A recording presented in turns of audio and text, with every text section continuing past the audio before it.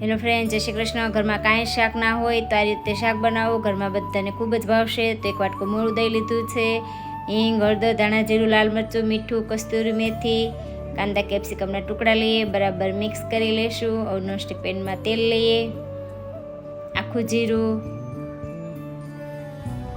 મરચી, આદુ, લસણના ટુકડા એડ કરીએ, થોડી વાર સાતળવા દઈએ।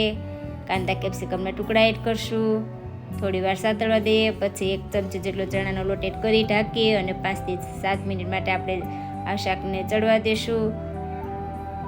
ઉપર 1 ચમચી જેટલો કિચન કિંગ એવરેસ્ટનો મસાલો લીધો છે, તો બરાબર મિક્સ કરી લેશું, ઢાંકી અને થોડી વાર ચડવા દેશું। હવે ઉપર પનીર એડ કરશું, આનાથી શાકનો સ્વાદ પણ આવશે અને શાક ઘટ પણ થશે। જો તમારે થોડું ગ્રેવીવાળું શાક ખાવું હોય તો થોડું પાણી એડ કરી અને શાકને ચોળવી લેવાનું।